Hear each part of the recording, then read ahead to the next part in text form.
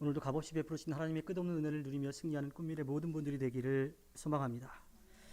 요즘은 마음을 나누기가 참 어렵죠. 저도 꿈미는 미래교회 온 지 이제 4개월이 넘어서 이제 5개월째 되어 가고 있는데, 물론 여러분과 제가 만났을 때에는 마음을 열고 이렇게 만나서 만남이 이렇게 어렵진 않았어요. 표정들을 보니까 아닌 것 같긴 한데 누군가를 만나서 삶을 나누고 그 마음을 연다라고 하는 게 요즘은 너무 힘든 것 같아요. 코로나19라고 하는 바이러스 때문에 편하게 만날 수 있는 그 자리도 빼앗겨 버렸고, 또 새로운 사람을 만날 수 있는 기회는 더더욱 없어져 버렸기 때문입니다. 게다가 정부의 방역 방침이기는 하지만 백신을 맞은 사람과 그렇지 않은 사람을 좀 구분하기도 합니다. 우리나라 사람들이 가지고 있는 큰 장점 가운데 하나, 좋은 것 중에 하나가 바로 정이라고 하는 거죠. 그런데 코로나19 때문만이 아니라 시대 자체가 이 정을 나누는 게 좀 어려운 그러한 시대가 되었어요. 좋은 뜻으로 뭔가를 나누려고 해도, 그러니까 선의를 좀 베풀려고 해도 그 선의를 베풀면 받는 사람 입장에서는 이 사람 나한테 왜 이러지? 나한테 뭐 바라는 게 있나? 하는 그러한 의심부터 갖고 살아가는 그런 시대가 되었던 겁니다. 한동안은 교회에 새로운 사람이 오면요, 조금 경계했어요. 안타까운 일이죠. 혹시 신천지인가 아닌가 하는 그러한 마음부터 들었던 그러한 때도 있습니다. 이는 서로를 알지 못하기 때문에 생기는 일이, 또 서로를 알지 못해서 믿지 못해서 일어난 일인 거지요. 너무나 안타까운 그러한 상황입니다. 우리 속담에 물에 빠진 사람 건져줬더니 보따리 내놓으라고 하는 말이 있죠. 정말 어려운 상황에 대해서 선의를 베풀었는데, 그 도움이 필요한 사람들에게 도움의 손길을 내밀었는데 오히려 나에게 피해가 오는 그러한 상황들이 된다라고 하는 거예요. 오히려 누명을 쓰는 경우들이 심심치 않게 일어납니다. 거기에 더해서 아예 그런 일로 덫을 놓는 사람들도 있는 거예요. 이러니 사람들을 믿고 또 마음을 연다라고 하는 것이 참 어려운 그런 시대를 살아가고 있지요. 정말 도움이 필요한 사람들도 많은데 선뜻 그 도움을 줄 수 없다라고 하는 것이 참 마음 아픈 현실입니다. 이러한 시대를 살아가고 있는 우리는 서로를 믿고 돕고 나눌 수 있는, 하나님이 기뻐하시는 그러한 세상을 만들기 위해서 기도하며 또 그 일을 이루기 위해서 헌신하는 그러한 삶을 살아가야 합니다. 그 삶을 살아갈 수 있도록, 또 그런 세상을 만들 수 있도록 하나님께서 도우시기를 간절히 소망합니다. 오늘 말씀에 앞서서 예수님은요, 15장 1절부터 11절에서는 참포도 나무와 그 가지의 비유를 통해서 우리가 주님 앞에 주님께 매달려 있어야, 주님께 속해 있어야, 붙어 있어야 하나님과의 관계를 유지할 수 있다라고 하는 것, 살 수 있다라고 하는 것을 말씀해 주셨고요. 이어지는 12절부터 17절에서는 그리스도와 연합한 자들이, 즉 그리스도인들이 서로 어떻게 살아가야 되는지에 대해서 이야기를 해주셨어요. 그것은 바로 친구 관계라고 하는 거예요. 요즘에 친구라고 하는 게 어떻게 쓰이는지 잘 모르겠지만 벗이라고 해서 늘 곁에 있는 존재, 뭔가 계속 같이 하고 싶은 거, 거기에는 기쁜 일도 있지만 슬픈 일도 같이 하고 싶은 그러한 존재를 뜻하는 겁니다. 즉 그 친구가 힘든지 기쁜지 즐거운지 어려운지를 다 알아서 그 곁에서 그것을 함께 나누고 또 기뻐하는 것, 그것을 이야기하는 거지요. 이것은 서로를 알아야지만, 또 서로를 알고 믿어야지만 가능할 수 있는 일입니다. 그런데 이렇게 예수님께 붙어 있어야 살 수 있다는 이야기와 또 그리스도인들이 이렇게 서로 믿고 또 서로 도우며 살아가야 한다고 하는 것을 말씀해 주신 다음에 오늘의 말씀을 들려주고 있습니다. 그런데 오늘 말씀 시작이 약간 우리의 삶을 멈칫하게끔 만드는 그런 이야기로 시작을 하고 있어요. 세상이 너를 미워하거든 이라면서 시작합니다. 여러분들 미움받고 싶은 사람들 있어요? 네? 다른 사람이 나를 미워했으면 좋겠어 하는 그런 사람 있어요? 그런 사람은 아무도 없지요. 우리말 성경에는 세상이 너를 미워하거든 이라고 하는 가정법이라고 가정법으로 이렇게 쓰였는데 실제 헬라어 원뜻을 보면요. 이것을 사실을 전제하고 있습니다. 너희들 그렇게 어려움을 당할 거다. 너희들 세상으로부터 미움을 받을 거라라고 하는 그런 뜻이 담겨져 있지요.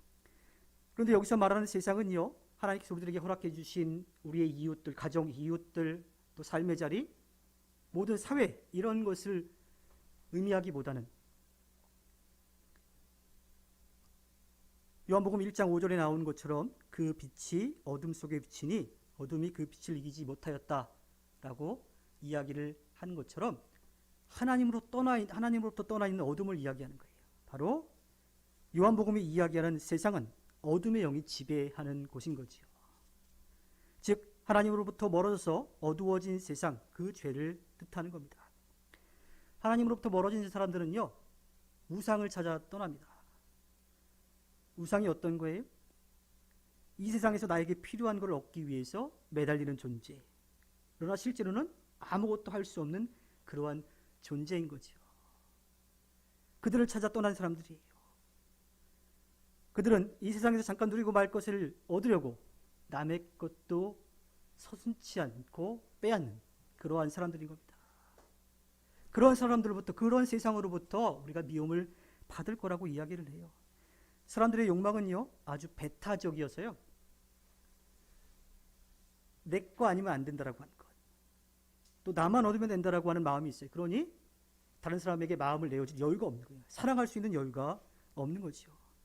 게다가 죄의식을 느끼지 못하거나 혹은 느낀다 하더라도 이것을 합리화하기 위해서 다른 사람들도 이렇게 살아갈 거야, 다른 사람도 이렇게 욕심내며 살 거야, 다른 사람도 이렇게 우상을 섬기며 바라보며 살 거야 라고 자기 합리화를 시키죠. 그러니 다른 사람이 선의를 베풀어도 그 마음을 몰라 의심하고 또 받아들이지 않는 겁니다. 예수님이 말씀하시는 이 세상이 미움을 받는다라고 하는 것에서 이 세상은 우리가 살아가는 삶의 터전, 그것만을 뜻하는 것이 아니라 하나님으로부터 멀어져 가 있는 존재들, 자기의 욕심을 가지고 살아가는 그런 사람들을 뜻하는 겁니다. 예수님은 요한복음 15장 12절에서 내 계명은 이것이다, 내가 너희를 사랑한 것 같이 너희도 서로 사랑하여라, 이렇게 말씀하셨어요. 예수님의 사랑은요, 다른 사람을 위해서 기꺼이 자신을 내어주신 사랑입니다. 그것을 우리가 아가페라고 이야기하죠. 내 것을 아끼지 않고 다른 사람을 위해 기꺼이 주는 것, 바로 그 사랑을 말합니다. 사도행전 2장 47절에 보면 하나님을 찬양하였다. 그래서 그들은 모든 사람에게서 호감을 샀다. 주님께서는 구원받은 사람을 날마다 더하여 주셨다라고 이야기합니다. 우리 초대교회 성도들에 대한 이야기들을 많이 아마 들으셨을 거예요. 그들은요, 성령으로 충만해서 네 것 내 것 없이 서로 공유하고 필요한 것들을 나누었으면서 살아갔어요. 그래서 그렇게 주님의 사랑을 기꺼이 나누었을 때에 하나님 앞으로 나아오는 사람들이 날마다 늘어갔다라고 이야기를 하고 있습니다. 그들은요, 사귀는 일과 먹는 일, 또 나누는 일을 했고요, 그리고 기도하는 일에 힘쓰면서 하나님을 찬양했습니다. 그렇게 했을 때에 그 당시 성령의 역사를 통해서 하나님 앞에 나오는 구원받는 영혼들이 많도록 해주셨다라고 하는 거예요. 그때 이 초대교회 성도들은 사랑의 마음으로 그들을 대했고, 또 그것을 보는 사람들도, 그 이야기를 듣는 사람들도 그 사랑의 마음을 알았기 때문에 성령을 통해서 하나님 앞에 나올 수 있는 그런 구원의 은혜를 받았던 거죠. 이는 초대교회 성도들이 성령의 도우심으로 그 시대에 맞는 방법으로 구원의 역사를 이루어 가셨던 겁니다. 그런데 예수님은 왜 세상이 우리를 미워할 것이라고 오늘의 말씀을 시작하고 계실까요? 이 미워하다라고 하는 헬라어 미세오라고 하는 말에는요, 그냥 미워하는 수준이 아니라 미워서 박해하는 수준, 이 수준까지를 이야기하는 겁니다. 고전 헬라어 문헌들에서는 혐오하다, 배척하다라고 하는 뜻으로도 쓰였다고 해요. 즉 미워서 복수를 해야 될 만큼의 원수로 생각한다라고 하는 거예요. 아니, 하나님의 말씀대로 살아가려고 하는 사람들, 그 복음을 전하는 사람들, 나누고 베풀고 섬기려고 하는 그 사람들을 왜 미워하고 배척하고 원수 삼아서 죽이려고까지 하는 그러한 마음들을 먹을까요? 예수님을 십자가에 못 박은 유대인들의 모습을 보면 그들이 예수님을 얼마나 미워했는지를 알 수가 있습니다. 그들은 왜 그랬을까요? 그것은 주님이 우리를 세상에서 가려 뽑으셨기 때문에, 우리가 그 어둠의 세상에 속해 있지 않고 빛에 속해 있었기 때문에 예수님을 그렇게 핍박하고 또 예수님을 채찍질하고 예수님을 십자가에 못 박아 죽인 것처럼 예수님을 따르는 사람들도 그렇게 미워하고 박해할 거라고 말씀을 하고 있습니다. 왜 그럴까요? 우리는 주님의 빛을 받아서 그 빛을 나누는 사람들이라고 이야기했어요. 우리가 강인절 저기를 보내면서 그러한 마음으로 좀 살아가자라고 계속 제가 말씀을 드렸습니다. 바르고 옳은 일을 하는데 어둠에 있는 그들에게 왜 우리가 미움을 받을 수밖에 없을까요? 그것은 빛이 비치면 어둠이 사라지기 때문이에요. 어제 이제 눈이 오면서 눈도 좀 쓸기도 하고 제가 일이 있어서 왔다 갔다를 몇 번 했는데, 왔다 갔다 하면서 뭐를 느꼈냐면요, 저도 평소에 비가 오는 건 참 좋아하는데 눈이 오는 건 별로 좋아하지 않습니다. 왜냐하면 그거 치우기도 참 어렵고요. 그래서 뭐 군대에서는 하늘에서 내리는 쓰레기라고 그렇게 부른다라고도 하는데, 치우기도 해야 되고 차도 움직이기 참 어렵고. 근데 뭘 제가 느꼈냐면요, 눈이 오니까 그 아래에 있는 게 쓰레기들이 잔뜩 있었는데 그게 쓰레기가 있는지 없는지가 안 보이는 거예요. 비가 왔을 때는 그것이 쓸려서 어디론가 모여서 좀 깨끗해지는데, 눈이 오니까 그 쓰레기가 있는데도 그냥 묻혀버리고 오히려 그것이 녹으면 더 지저분해지는 것, 그것을 제가 다시 한번 좀 느끼게 되었습니다. 마찬가지, 빛이 비치면 어둠이 사라지게 돼 있어요. 자신들이 감추었던 것들이 드러나니까 그것을 싫어하는 겁니다. 빛이 비치면 그 어둠에 있는 사람들이 자신이 드러나기 때문이죠. 요즘 대통령 후보들 간에 아주 이슈되는 것들이 굉장히 많죠. 파고 파도 끝이 없다라고 이야기를 하고 있는데, 파면 팔수록 어때요? 아니다 아니다라고 이야기했지만 그 상황들이 점점 그게 맞다라고 하는 것이 보여지기 시작해요. 그러면서 그들은 스스로 이야기하기를 상대방의 소리를 비방한다라고 하는 이야기를 먼저 꺼냅니다. 계속 그렇게 빛이 비치면 어두움이 드러나기 때문에 그들은 빛이 비치는 것을 싫어하는 겁니다. 자신들의 욕망의 삶이 다른 사람들에게 보여지기 때문에 빛을 싫어하는 거예요. 옳은 일은 했지만 그 어둠의 사람들에게는 미움을 받을 수밖에 없는 것이죠.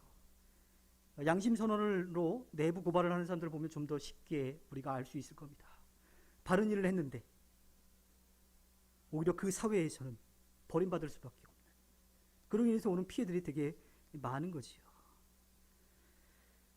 예수님은 요한복음 13장 16절에서 내가 진정으로 너희에게 말한다, 종이 주인보다 높지 않으며 보냄을 받은 사람이 보낸 사람보다 높지 않다라고 하는 말을 기억하라고 이야기를 하십니다. 그러면서 15장 20절에 사람들이 나를 박해했으면 너희도 박해할 것이요, 또 그들이 내 말을 지켰으면 너희 말도 지킬 것이라고 말씀합니다. 앞에서는 너희가 박해를 받을 거다. 근데 예수님이 뒤에 좀 희망적인 이야기를 하시죠. 그들이 내 말을 지켰으면 너희 말도 지킬 거다라고 하는 거예요. 즉 예수님의 그 말씀을 듣고 어둠 가운데 있었지만 빛을 향해 온 사람들이 있었어요. 그 증거들이 어디 있어요? 바로 예수님을 따랐던 제자들에게 있는 거예요. 그리고 그 제자들을 통해서 또 예수님의 놀라운 기적을 보면서 예수님의 말씀을 듣고 돌아온 사람들이 분명히 있었다라고 하는 거예요. 우리가 너무 한쪽으로만 생각해서 다 우리를 거부할 거다라고 그렇게 생각할 수도 있지만 돌아온 이들이 분명히 있습니다. 그리고 그 돌아온 이들을 통해서 지금 우리가 이 자리에 있어서 하나님 앞에 예배할 수 있는 거죠. 고난 받을 수도 있지만 받게 되겠지만 너희를 통해서 구원받는 이들도 있을 거다. 그러니 어떻게 해요? 절망하지 말고 너희들에게 주어진 그 일을 해내라고 예수님이 격려하시는 거지요. 사실 이 말씀이 기록될 당시 초대교회 성도들에게는요, 큰 위험들이 굉장히 많이 있었습니다. 사도행전의 내용으로 보면 제자들과 성도들은 숱한 어려움들에 있었는데, 요한복음에 기록될 그 1세기 후반 정도에 보면 이 성도들은 유대교, 또 이방 종교, 또 로마의 그런 박해들이 분명히 계속해서 있어 왔습니다. 그런 어려움들이 계속 다가왔을 때 그 사람들에게 무엇이 생겨나기 시작할까요? 예수님 다시 오신다 그랬는데 언제 오시는 걸까? 근데 왜 안 오시지? 이렇게 힘든데? 하는 그러한 마음들이 들었을지 몰라요. 그 당시에는 그런 어려움들이 분명히 있었지요. 그때 예수님이 지금 하신 그 말씀을 떠올리면서 기대와 소망을 갖는 거예요. 어려움을 겪을 거지만 돌아오는 일도 분명하게 있다. 그리고 예수님이 말씀하신 그대로 자신들이 본 그대로 다시 내려올 것이라고 하는 것을 그들이 기대하며 자신들에게 주어진 일을 해낼 수 있었던 거죠. 그들은 비록 고난 가운데 있었지만 그들이 당하는 고난은 오히려 그리스도의 고난에 동참하는 것으로 여기면서 담대하게 설 수 있었던 겁니다. 또한 자신들이 전한 그 말씀들이 또 자신들이 살아간 그 삶의 모습들이 구원의 열매를 맺을 수 있다고 하는 확신을 갖게 됐던 거죠. 예수님은 오늘 말씀의 마지막 절에서 왜 이런 어려움들이 생기는지에 대해서 말씀하십니다. 21절에 그들은 너희가 내 이름을 믿는다고 해서 이런 모든 일을 너희에게 할 것이다. 그것은 그들이 나를 보내신 분을 알지 못하기 때문이라고 이야기합니다. 그것은 예수님이라는 분이 누구신지를 몰랐기 때문이라고 하는 거예요. 예수님의 이름에 대한 이야기를 합니다. 내 이름을 믿는다고 해서 이런 모든 일이 이를 너희에게 할 것이다라고 이야기합니다. 이름이라고 하는 것, 우리도 뭐 이름을 부르지요. 이름을 부르는데 그 이름이라고 하는 것이 그냥 이름이라고 하는 걸로 딱 끝나는 게 아니라 그 이름 안에 뭐고도 담겨요? 그 사람의 존재, 그 사람들의 인격, 가치 이런 것들이 다 담긴다라고 하는 거예요. 우리가 성부, 성자, 성령 하나님에 대해서 삼위일체 하나님에 대해서 고백을 하는데 예수님의 이름에 대한 이야기는 바로 하나님에 대한 것과 마찬가지입니다. 예수님은 참 인간이시기도 하지만 참 하나님이시기도 하기 때문이에요. 즉 하나님이 누구신지를 몰랐기 때문에 그 예수 그리스도를 이 땅에 보내신 분을 몰랐기 때문에 그들이 자신들의 어두움을 밝게 비추는 것, 자신들의 욕망이 드러나는 것, 그것을 싫어해서 미워했다라고 하는 거예요. 그렇게 예수를 죽이는 그러한 과정까지 겪게 되었다라고 하는 것을 이야기합니다. 그들은 왜 몰랐을까요? 사실은 저는 그 당시 유대인들, 특히 바리새인들은요, 예수님을 모르지 않았을 거라고 생각합니다. 예수님이 구원자라고 하는 것을 어쩌면 누구보다도 더 잘 알았을 거라고 생각해요. 왜? 그들은 누구보다도 성경을 잘 알았기 때문이죠. 그들은 누구보다도 메시아를 기다리고 있던 그러한 사람들입니다. 그런데 예언대로 이 땅에 오신 예수님을 몰랐다고요? 그들은 몰랐다기보다는 그러지 않기를 바랬을 거예요. 자신들이 기대했던 그런 모습이 아니기도 했어요. 왕으로 로마로부터 자신들을 구원해낼 위대한 지도자로, 통치자로, 놀라운 능력을 가진 권세자로, 또 그것을 믿음으로, 하나님의 말씀대로 믿음으로 살아왔던 그들이 그 율법을 지켜온 것을 인정받을 줄 알았었는데 정반대예요. 낮고 낮은 모습으로 오셨죠. 자기들이 그렇게 율법을 잘 지켜왔는데 자기들이 인정하기보다는 그렇지 못한 사람들의 친구가 되어서 그들 곁에 있었어요. 나라를 독립시키기는커녕 그냥 그저 평범하게, 물론 놀라운 표적들은 보여주었지만 그들에게는 그것이 메시아의 표적으로 보이지 않았던 겁니다. 오히려 그러지 않기를 바랐던 그런 모습이 되는 거죠. 거기에 더해서 자신들이 지금까지 지켜왔던 것들을 다 내려놓아야 될 상황에 처한 거예요. 인정받아야 되는데 오히려 책망받는 그런 모습들. 어쩌면 그들은 예수님을 인정하고 싶지 않았던 거죠. 요한복음 3장 16절 17절에 하나님께서 세상을 이처럼 사랑하셔서 외아들을 주셨으니 이는 그를 믿는 사람마다 멸망하지 않고 영생을 얻게 하려는 것이다. 하나님께서 아들을 세상에 보내신 것은 세상을 심판하시려는 것이 아니라 아들을 통하여 세상을 구원하시려는 것이다. 그들은 하나님을 말씀을 통해서 알았다라고 했지만 표면적으로만 알았어요. 자신들에게 필요한 만큼만 알았어요. 필요한 대로만 믿었던 거지요. 그들이 만약에 하나님의 마음을 분명하게 알았더라면 자신들이 기대했던 메시아와는 다르지만 그 예수님을 받아들였을 겁니다. 하나님이 심판하시려고 하는 것이 아니라 사랑하셔서 구원하시려고 하는 그 마음을 제대로 알았더라면 그들은 예수님을 믿고 따랐을 겁니다. 그런데 그들은 그러지 않았어요. 구약의 일부분만 자기들에게 필요한 대로만 읽었어요. 자기들에게 필요한 대로만 해석했어요. 그리고 자신들이 지금까지 누려왔던 그 욕망들이 드러나지 않기를 바랬던 겁니다. 그들은 안다고 이야기했지만, 그리고 안다고 생각했지만 제대로 알지 못해서 예수님을 받아들이지 않았고 예수님을 따르는 이들을 미워하며 핍박했던 겁니다.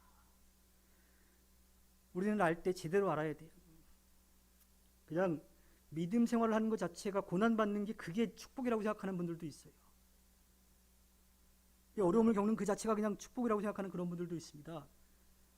근데 정말 오늘 말씀처럼 어둠의 세상에 빛을 비추어서 어려움을 겪는 거라면 그것이 정말 하나님께서 우리에게 주시는 축복이겠지만, 제대로 살지 않으면서 교회 다닌다고 그리스도인이라고 욕먹으면서도 그것을 마치 축복인 것 마냥 착각해서는 안 된다라고 하는 거예요.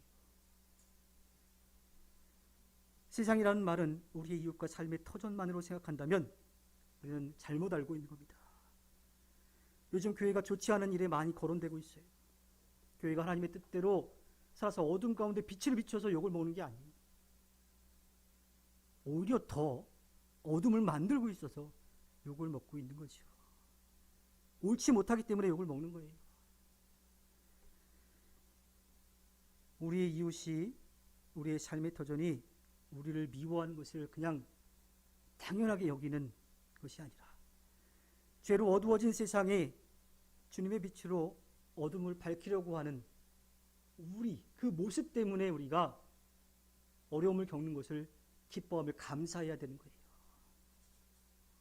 그렇게 우리는 예수님의 말씀을 분명하게 알아야 합니다. 단순히 미움받는 것을 좋아하는 것이 아니라 우리의 바르고 옳은 삶 때문에 오히려 어려움을 겪는 것을 기뻐해야 된다고 하는 거예요. 그리고 그 삶을 살아가야 한다고 하는 겁니다. 예수님 당시 유대인들은 예수님을 제대로 알지 못해서 예수님을 구세주로 구원자로, 메시아로 받아들이지 않았어요. 우리는 오늘 이 말씀을 통해서 우리는 예수님의 말씀을 바르게 받아들여야 합니다. 그냥 세상에 우리를 손가락질하는 것 그 자체로 우리 세상으로부터 손가락질 받았어 하는 그러한 모습이 아니라 바른 모습을 통해서 어둠 가운데 있는 이들이 우리를 핍박하는 그 모습 가운데 우리가 기뻐해야 되는 거예요. 이것이 예수님을, 또 하나님을 제대로 아는 우리의 삶인 거지요. 세상에 미움을 받는 것이 목적이 아니라 예수님의 빛을 받아 그 빛을 어둠 가운데 비추는 것, 그것이 우리의 이유 존재임을, 우리의 존재의 이유와 목적임을 알아야 합니다. 이 땅에서 빛으로, 생명으로 우리들을 위해서 살아가신 그 아기 예수님을 기다리는 이때에 밝은 빛을 어둠 가운데 비춰서 비록 세상이 그 어둠이 우리를 미워한다 해도 성령께서 우리를 도우실 것을 믿으며 담대하게 나가는 꿈이는 미래교회 모든 분들이 되기를 소망합니다. 그 빛을 통해서 하나님 앞에 기쁨을 드리는 우리 모두가 되기를 주님의 이름으로 부탁드립니다.